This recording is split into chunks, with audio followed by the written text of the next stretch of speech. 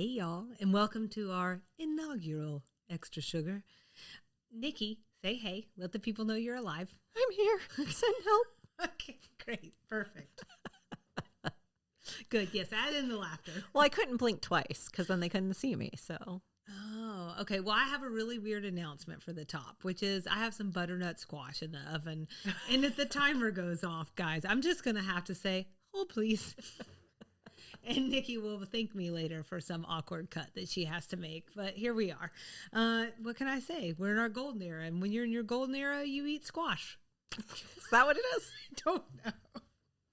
What I will say is that covering Golden Girls isn't just a hoot and a holler. It's a pleasure and an honor.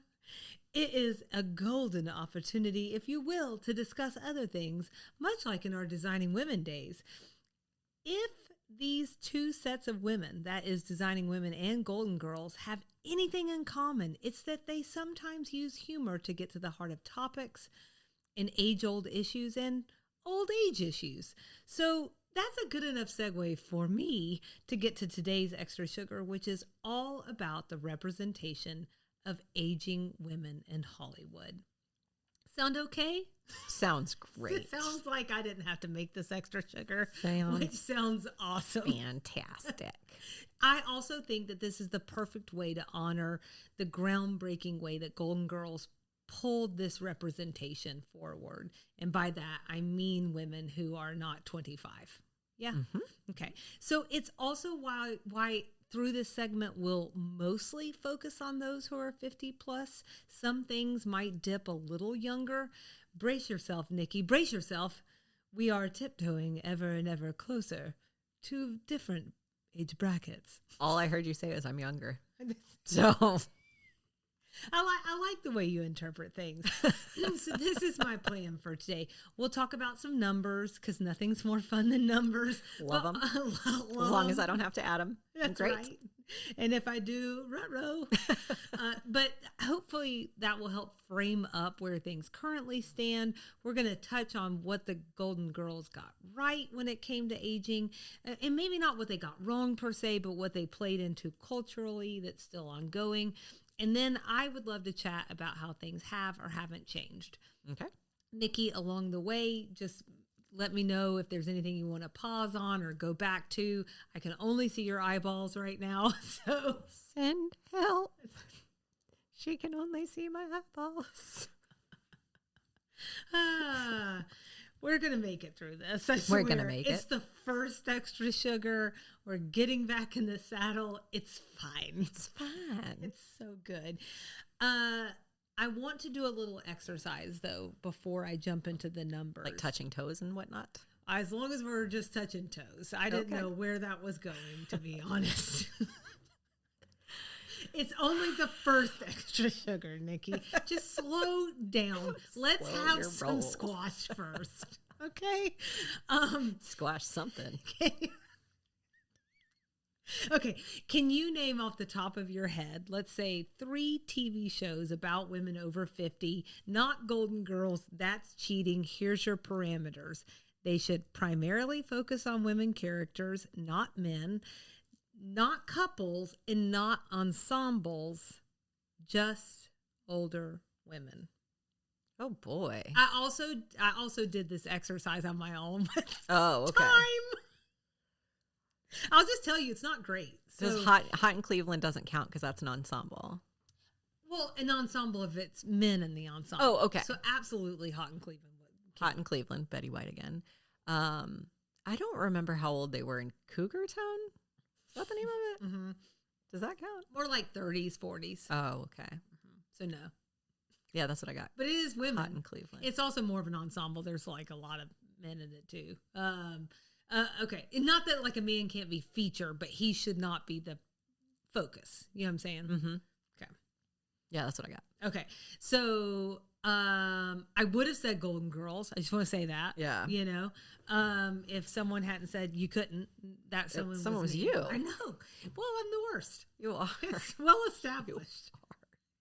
So I came up with Grace and Frankie. Oh, right. Yeah. And I also came up with And Just Like That. Oh, okay. I want to be very clear. It's not a lot. Yeah. So between us, we named 3 shows. Yeah. And the one that we're currently covering, which makes 4. We are going back then to 1985. It's 40 years, 3 shows.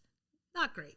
So for anyone out there who might have some thoughts rolling through their head and they want to say, for instance, Veep, I'm just going to say Veep is an ensemble show that very much so features on its male characters just as much, despite Julia Dreyfus being in that age bracket. And I would look like her right now if I could. Let me just Yeah, it's also, I don't think that show's really about aging and like life at that age, more about politics. Like, yeah. Yeah. Doesn't count. Well, it doesn't have to be about aging. It does. But, okay. Then I also had Murder, She Wrote. I thought maybe people would Murder, say. She Wrote. I've never heard it said that way. I don't know I've ever said it Murder, She Wrote. But Angela Lansbury is just like, I don't know.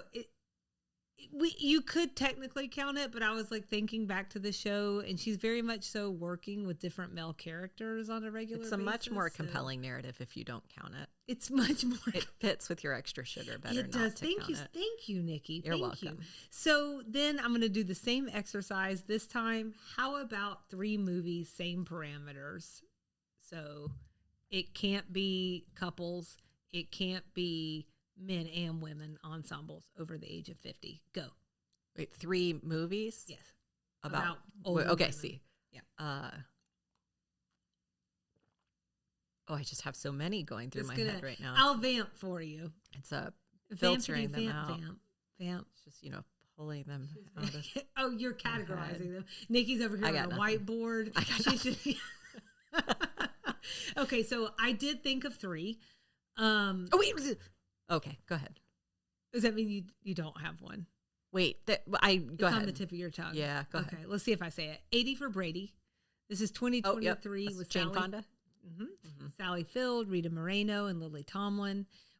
This one I only know of because of not 80 for Brady, but the next one I'm about to say, because of the Cheryl Lee Ralph sidebar that we did in season 7.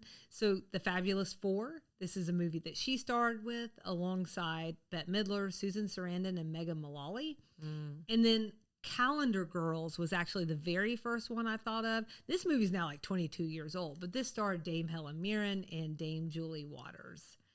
So, did I name any that you were thinking of? What was the first one you said? 80 for Brady? 80 for Brady. That's the one I was thinking of. Oh, okay. I thought there was also like a girls trip, but it might be 80 for Brady that I was thinking. They go on a trip. Yeah. Yeah. There was a girls trip, but that's more like Jada Pinkett Smith. Yeah. Like, well, she is in her 50s, but I think the rest of the cast might be in their 40s. So not a lot. Yeah. Not a lot. Not a lot. Well, for men, to be fair, we only got Grumpy Old Men and Grumpier Old Men.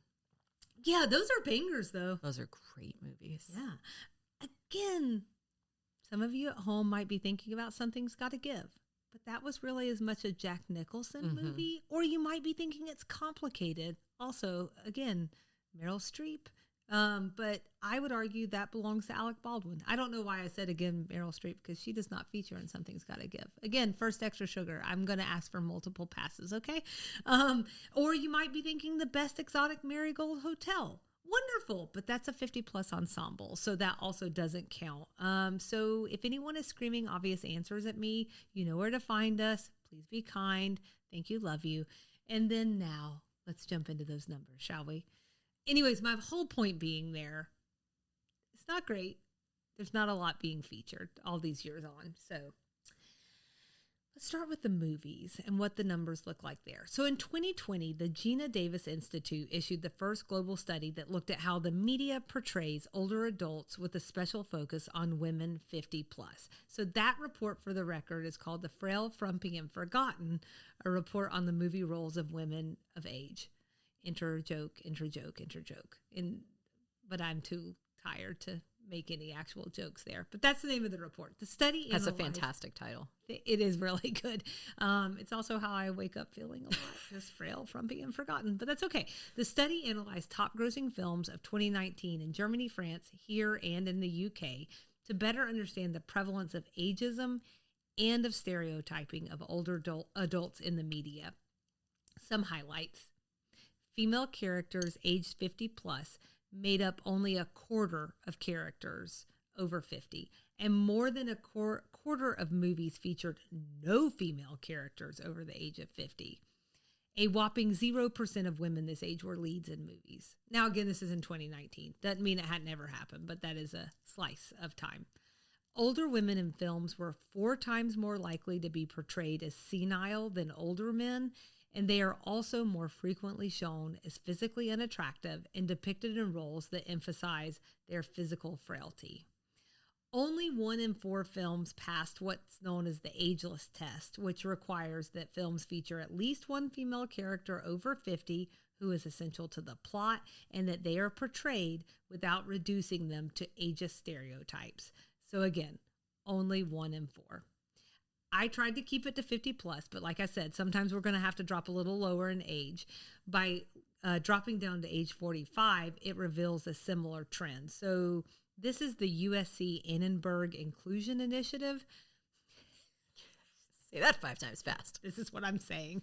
But in 2023, only 3 movies featured a woman 45 years of age or older in leading roles, and that is versus 32 movies with leading men of the same age. 332.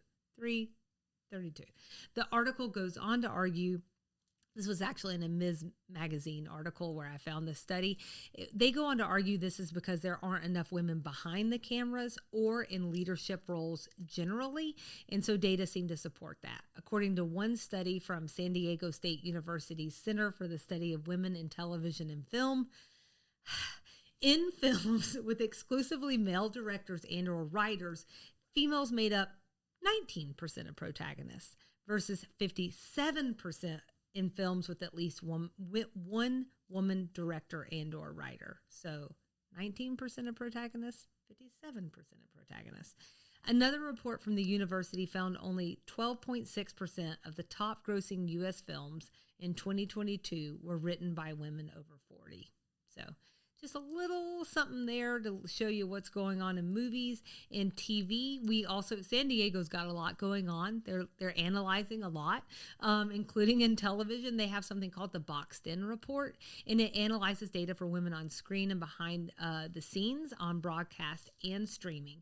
So their latest report for 2023 to 2024 found that female characters were younger than their male counterparts. I could have told you that, but let's put some data to it. So the majority of female characters were in their 20s and 30s, whereas the majority of male characters were in their 30s and 40s. So that younger bracket of women, about 60%, and that older bracket of men is about 58%. I'm trying really hard not to put exact numbers to it because I feel like that's a very befuddling listening experience, but sometimes I think those numbers can really help sharpen our understanding there. So viewers were also much more likely to see male characters 40 plus than females who are 40 plus. So you're going to see males who are over age 40 51% of the time versus 29% for 40 plus women. 51, 29. Regardless of platform, female characters experience a steep decline in numbers as they age from their 30s into their 40s. So from 37% of female characters in their 30s down to 15% of characters in their 40s. You're dropping off by more than half. And then only 6% of major female characters were 60 or older. 6%. It's really tiny. It's also not great for men either, 9%. So we're just not really doing a good job with representation of older people, period. Let's talk a little bit about, actually, let me pause there and ask, do you have any questions that I probably can't answer, but I'd be happy to give it the old college try? Not about the numbers. Okay. I'm sitting here processing is 2 things. Mm-hmm. One, I'm so curious how and if this will change in the era of 60-year-old J-Los who look like they're 35. And in the era of Reese Witherspoon setting up a production company to build and support women in entertainment leadership roles and to promote women-led entertainment. Yeah. And Drew Barrymore, I don't want to discount her too. She also does a lot of that. Mm-hmm. So like, how will that change?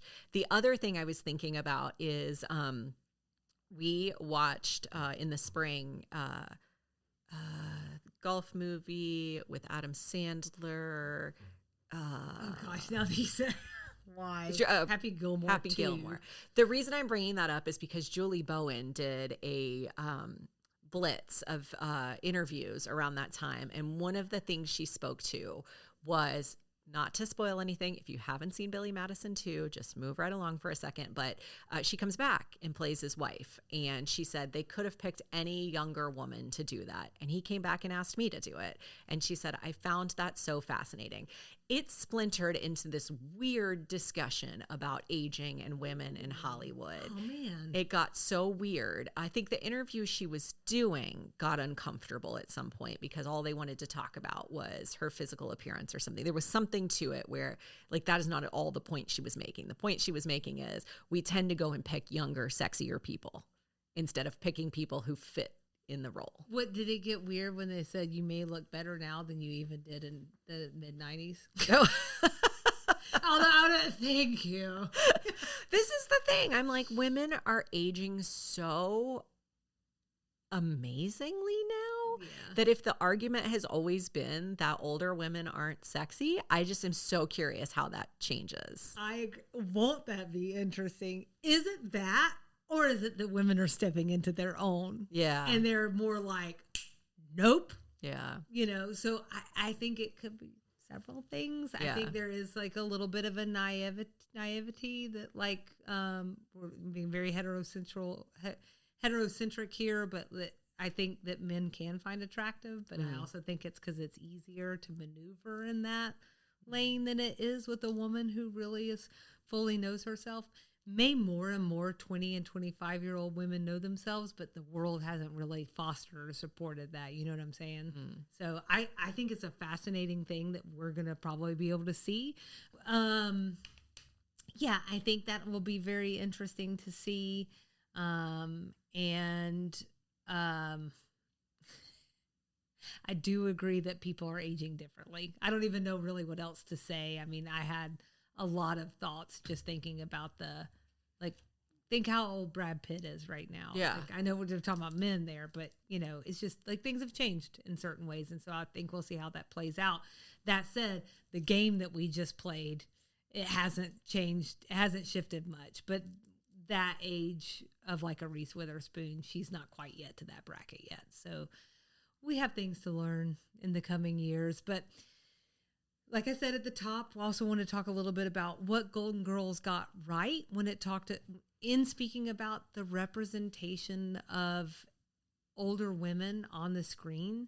So I realized that was a long tee up also with all the data, but one of the reasons I wanted to do that is because I wanted to provide some frame of reference before we got to talking about the Golden Girls and their representation on TV. You know, there is a really interesting New Yorker piece that we'll link to that really provided some good thoughts that I'm going to share here, but I do want to be sure and give them credit. For starters, we can thank the show's creator, Susan Harris, for the fact that we got to see older women at all. In our first episode, Nikki, I told you I'd come back and I'd revisit that origin story for Golden Girls. So when it was pitched as over-the-hill characters. Over the hill, who were young in attitude. The network was expecting women in their 40s. And so Harris had been picturing women, you know, age 60 to 70. So the age of the cast that we know so well today was actually a compromise between two different visions from probably two different genders. So I just think that's an interesting thing to keep in mind. In other words, this show made older women leads versus relegating them to unimportant side characters. And so that in and of itself is this big thing that Golden Girls did in that representation. And so it also showed that older women still had life to live. We talked a little bit about that in our first episode. I think this is also a theme that we'll return to regularly this season, but the point is this: they didn't have to fade away just because they weren't 20, 30, 40, or even 50 anymore. These women had careers. They had wisdom. They had experience. Their beautiful friendships. They had paramours, you know, which leads me to perhaps Their arguably greatest contribution, and again, this is a well that I think we'll return to often, and that is subverting stereotypes that older women aren't sexual or that older women don't have sex. This must have been an absolute revolution in the mid-'80s. I just can't, I don't know of any other thing where they were talking about women who were 62, like having relationships that weren't the man they've been married to for 40 years or whatever. But I actually read somewhere it was in this article, Blanche had somewhere between 143 and 165 lovers. Oh. Dorothy, 43, and even little Sophia, somewhere along the way, mentioned 25. Oh, wow. So there you go. Fun times. Rose is one, you know? Rose was very happy for a long time and just shut it all down after. That's right. And we don't really know. I don't know what happened with these other men that came along. I don't know. Yeah. But, it just didn't mention a number for Rose. Really, this was taking on a huge double standard, one that still exists today, but definitely then. I'm just going to read this part of the New Yorker article because they make the point so perfectly, okay? So a few months before the Golden Girls debuted, Roger Moore starred as James Bond in A View to Kill. Not to be confused with Dudley Moore, which is who I'm thinking of. Yes, different, you know. But as Bond, Moore snowboarded. He raced in a steeplechase. He played love scenes with actresses who were 20, 22, 29, and 30 years his junior. Few took this as a can-do message about aging, but maybe they should have. Moore was 57, exactly the right age to be a Golden Girl. He was just 4 years younger than Estelle Getty, who played the purse-clutching great-grandmother Sophia. Frankly, James Bond was less interesting romantic lead than Sophia Petrillo. Audiences were inured to older men with attractive younger women, but it meant something when Sophia in season 2 went out with Burt Reynolds. And so, I don't know, that just really stuck with me. And I thought that was such a perfect way to kind of encapsulate what Golden Girls could do when we actually would give them the opportunity to be a James Bond in their own right. But they would turn into the grandmother from Napoleon Dynamite who goes motorbiking on the dunes and breaks her coccyx. That's what Sophia would have done. That's right. Exactly. I won't do the disservice of acting like I found all of these major criticisms, but I did find some about Golden Girls that they're at least interesting considerations. So no, I'm not interested. I understand. For instance, again, it's just this New Yorker article. There wasn't like a ton of content out there about Golden Girls and their representation, unless it was getting into studies, and I was trying not to do that. So how the women, they're pretty disconnected from their own children and grandchildren, who do appear sometimes but rarely, and the show even seems to forget their names and how many there were. I'm going to tack on to that I'm actually okay with this, and here's why. So my counterpoint to that argument would be, aside from the obvious point that Golden Girls was not about their extended families, I also kind of like that it's less concerned with their children. Personally, I think that's rather refreshing. And we expect women characters to be moms. We expect them to be focused primarily on being moms. And hey, that's beautiful, but that wasn't what this was about. This was a show that focused on the fact that women sometimes have other things going on too. And they sort of already set up that point. Our children are grown, they're doing other things, and we're somewhere else. So Totally agree. the author of the New Yorker article also argues that the show, albeit not intentionally, fed into this larger cultural shift to what they called aging society in denial. So you can do anything that younger people can do. You can do that anytime, and there's like no holds barred. There's nothing that sets you aside from a 27-year-old. It's kind of like a perversion of what is a good thing. So autonomy and independence as you age, but in balance. And so out of balance, it kind of denies the realities that come along with aging, many like being health related.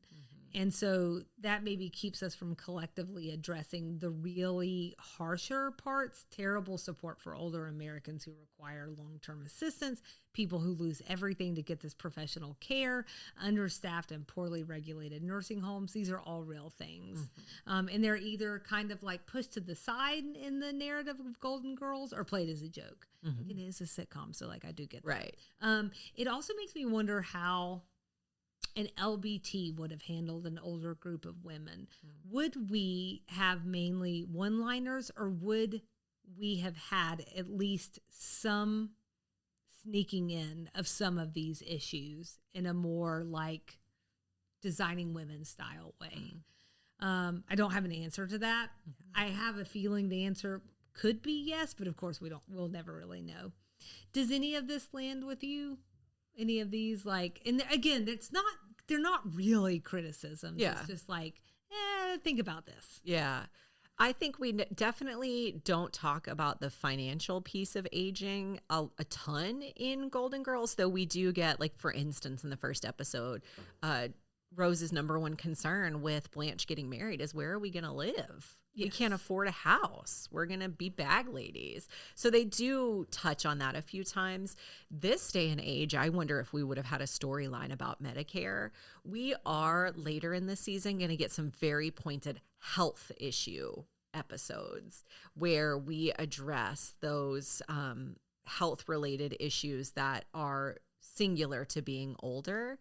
And I think we'll see a little bit more of that LBT style production and writing in those episodes. But to your point, it's a sitcom. And I think actually probably for someone like me, the show would have lost a little luster, and I would have been less engaged with it if it had been that heavier, weightier issues specific stuff all the time. So I'm kind of glad they didn't do it. So yeah, I think it actually just makes more of an interesting, like, reflection article. Yeah. And a reflection point. And I think that's a fine thing to reflect on now, but I think that's always sort of that challenge with a sitcom. You know, you don't want to be too hand wavy, but dang, I mean, if you're too serious, you lose everybody. You know, people want to laugh. Let's talk about what has and hasn't changed over the years. So I'm going to throw a little bit more data at you, but it's some good news first. I ran across a 2022 Women's Media Center article about women over the age of 40 sweeping categories at big award shows the previous year. So here's some examples. You got the Emmys. We had Kate Winslet, 46, who won Best Actress in a limited or anthology series for her role in Mare of Easttown. Hannah Waddingham from Ted Lasso. She's 47 when she won Best Supporting Actress for a comedy series. Our beloved Jean Smart, 70, Best Actress in a Comedy Series for Hacks, the first of 4, by the way, as she recently just won again. Then other Emmy winners included Gillian Anderson at age 53, and then also Winslet's Mare co-star Julianne Nicholson, age 50. At the Oscars, we have Frances McDormand, 64, took home Best Actress for Nomadland, and Yoon Yoo-jung, 74, won Best Supporting Actress for Minari. So there is some more representation even in the awards categories for women over the age of 50, and that's great news. The article also went on to talk about the hope of 2022, which would include the series premiere of The Gilded Age, starring Cynthia Nixon at age 55, Carrie Coon at age 40, and Christine Baranski at age 69, as well as middle-aged women stars of the second Downton Abbey movie, and then the return of Jamie Lee Curtis in the Halloween franchise. The one that they didn't mention also stars Cynthia Nixon, and that was my example early on, which is And Just Like That. This is the Sex and the City. You could call it a reboot or a continuation, whatever you like, but it premiered in late 2021, so about a month before this article was published. At that time, Kristen Davis and Sarah Jessica Parker were both 56 years old. The newer characters who came on the scene, most of them are also older, including those played by Nicole Ari Parker and Sarita Chowdhury, and they were also in their 50s. So Sex and the City, of course, was and kind of remains this cultural phenomenon and touch point for a few generations, those who were the same age as its stars at the time, as well as younger women looking for some kind of roadmap on things like fashion, friendships, and relationships of all stripes. So I thought this was a good one to talk about because the reboot landed in a really different way.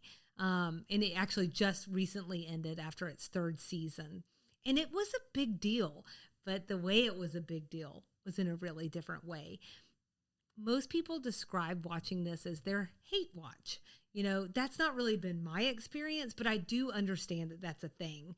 I did watch the entire series, and I can tell you that, yes, I think many of the criticisms are fair and they're valid.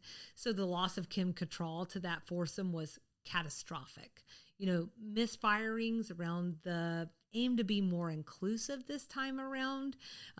This was one of the more enduring criticisms of the original series. And then some of the storylines just fell a little flat. That said, I listened to critic Wesley Morris's podcast Cannonball, and he was joined by another writer, Taffy Brodesser-Akner, to talk about the show, which they both love. And I think that she made a fair point about those who dislike the show. They might have some discomfort with, and perhaps even a fundamental dislike for, middle-aged women. Because what she likes about the show is also true. It's a celebration of older friendships. It's a look at like things that are a timeline and a time period that's a little bit more complex, and that emotional landscape of middle age, which is quite different than being like a 22-year-old, a 25-year-old, a 35-year-old. And I think highlighted some lesser explored parts of your later in life journey. And guess what?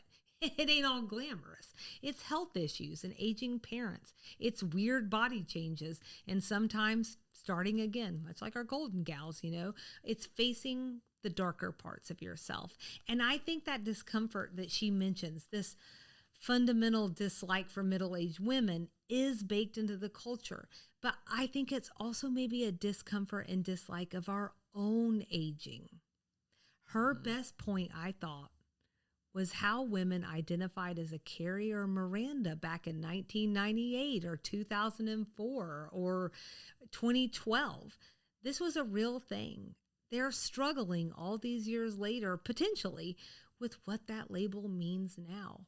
Spoilers incoming. Carrie is single again. Miranda is divorced and a recovering alcoholic. It's less hip clubs and more hip surgeries. And I think that's tough for some people to face, your own mortality. Being constantly confronted with your age, as we've learned recently, Nikki, is not the most fun experience. Don't feel great. We've had numerous talks about that daily assault of being reminded that we're getting older. And I'm not saying I want a t-shirt that says, "Did you just call me old and do you want to fight?" But I'm saying maybe it's crossed my mind a time or two.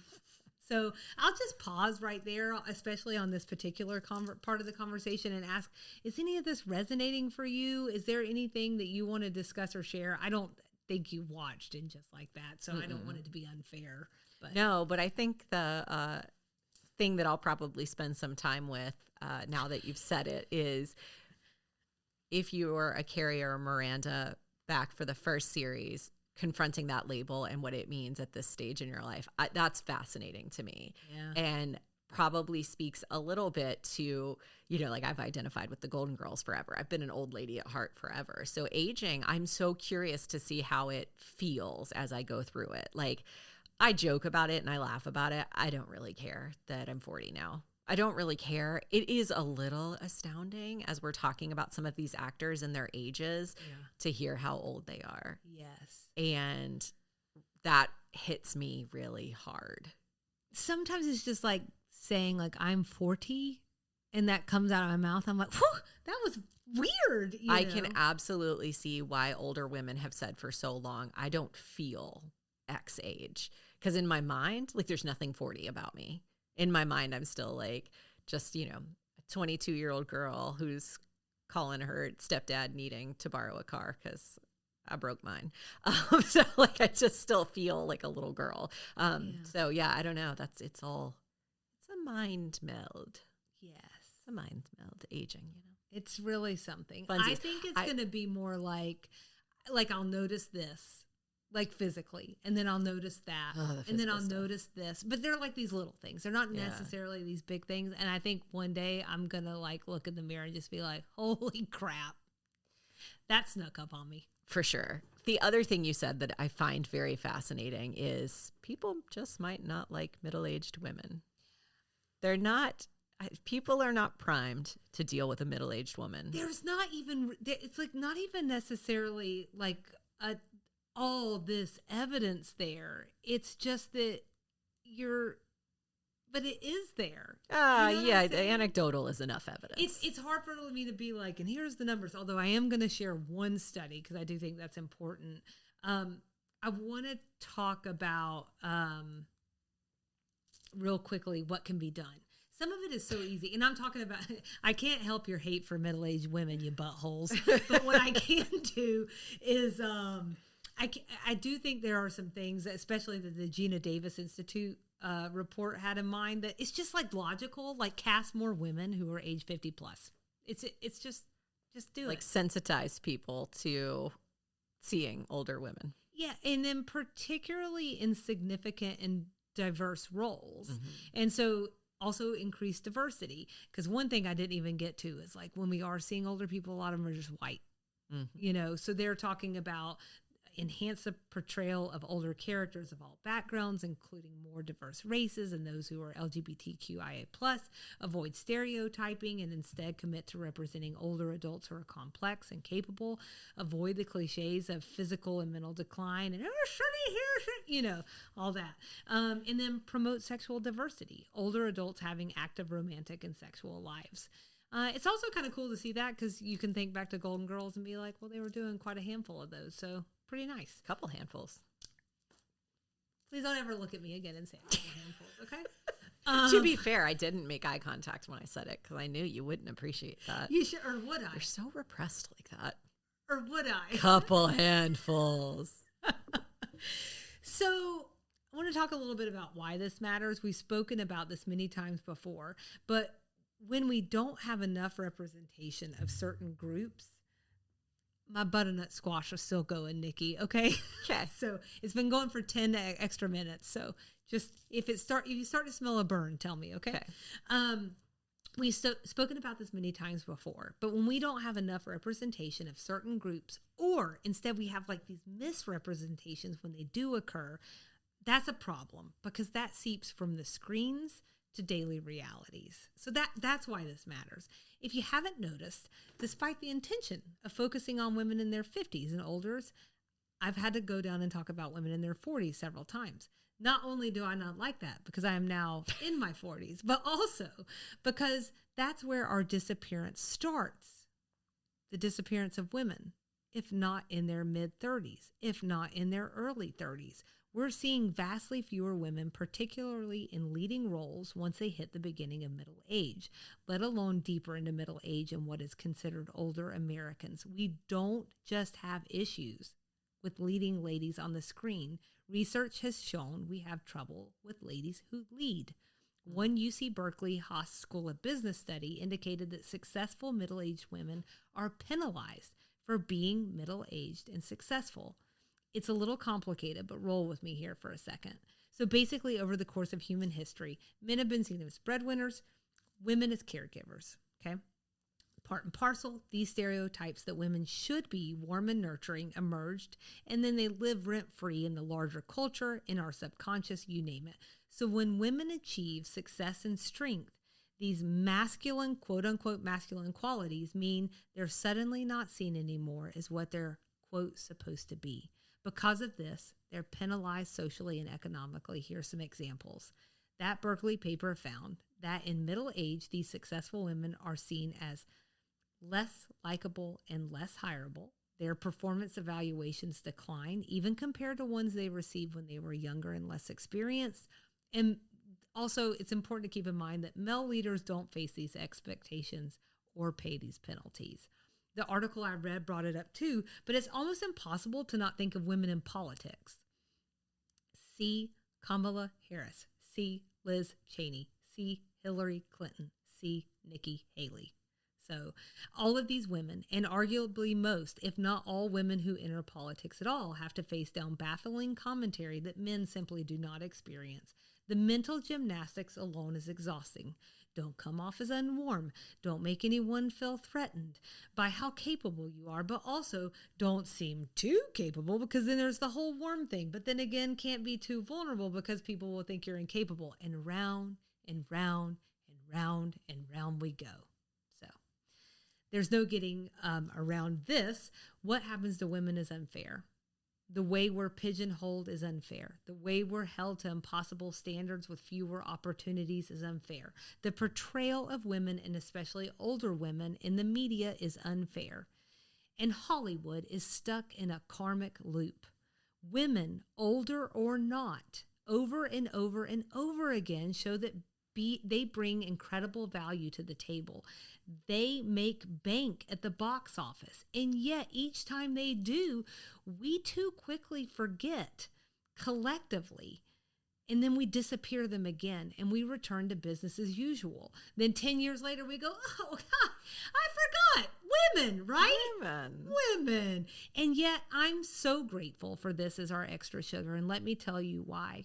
It is such nice color and context to the larger shift that we're making here on our podcast, from the South to more squarely on women's stories. What doing this segment told me is that it's really important to tell women's stories, to give us voice, to show who we are, who we can be, our strengths, our compassion, our love, our flaws, our anger, our light, our dark. We are complicated, we are layered, and we are nuanced, but we are awesome. And guess what? We're here to stay, so get used to it. In the meantime, you know the drill. DM us, email us, or contact us from the website, and find us all over the socials. And that's this week's Extra Sugar.